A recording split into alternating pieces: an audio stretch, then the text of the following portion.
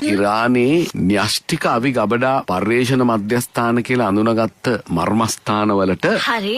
ඊශ්‍රායලය ගුවන් ප්‍රහාර මාලාවක් කෙල්ල කළා. ඊට පස්සේ ඉරානයේ ඩ්‍රෝන ප්‍රහාර මාලාවක් සහ බැලස්ටික් මිසයිල් ප්‍රහාර වගේක් එල්ල කළා. ඉරානයේ එල්ල කරපු බැලස්ටික් මිසයිල් අතරේ විශේෂ මිසයිලයක් තිබුණා. මේක හරි. ඊශ්‍රායලයේ හයි කරලා තියෙන මිසයිල් ආරක්ෂණ පද්ධතිය අස්සෙන් රිංගලා යන්න පුළුවන් වර්ගයේ මිසයිලයක්. ඇත්තම කියනවා නම් ඊශ්‍රායලටවත් යම් කිසි හානි වුණා.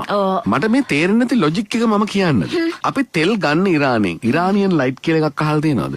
ලංකාවට වැඩි හරියක් ගෙන්නන්නේ පිරිපහදු කරපු තෙල්. ඒතරු 125ක් වගේ තමයි බොර තෙල් එන්නේ. ඉරානියන් ලයිට් අපි ගෙන්නනවා. බොර තෙල් හැටියට. ඒ වුණාට අපේ මිනිස්සු ඊශ්‍රායලේ ඉරානයට ගැහුවා කියලා දැනගත්තාම මට පේනවා අපේ හෙන සන්තෝෂ වෙන මිනිස්සු ඉන්නවා. මැතිතුමා මතක තියාගන්න. ඉරානය කියන්නේ අපේ හොඳ බය කෙනෙක්. අපේ තේ ටිකට. අදටත් අපි තේ ටික යවලා සෑහෙන සැලකිය යුතු ලොකු සල්ලියක් උපය ගන්නවා. ඉතින් අපේ රටේ තේ ගන්න එක රටක් තමයි රුසියාව.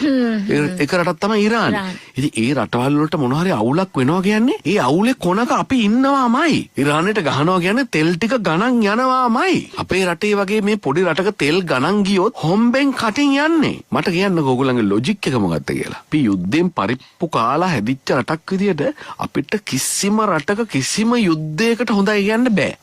ඊළඟ එක අපිට තියෙන ප්‍රශ්න ගහගන්නේ උන්දැල වලට පරිප්පු කන්න වෙන්නේ අපිටනේ.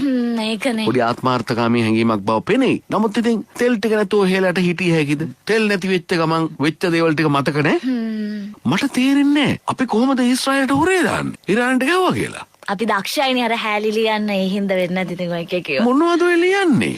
පොඩ්ඩක් මේ කල්පනායෙන් ඉන්න. මේ ලෝකෙ සිද්ධ වෙන එක යුද්ධයක්වත් අපිට කිසිම සාන්තියක් ගේන්නේ. ලෝකේ රටවල් අතර යුද්ධ ඇති වෙන එක නැති වෙන එක අපේ පාලනයෙන් තොරයි. හරි. නමුත් යුද්ධෙට එහෙයි කියන්න නම් අපිට පුළුවන් කමක් තියෙන විදියක් නැහැ. එහෙම එහෙයි කියනවා නම් අපි මිනිස්සු වෙන්න බෑ කියලා මට හිතෙනවා. yes.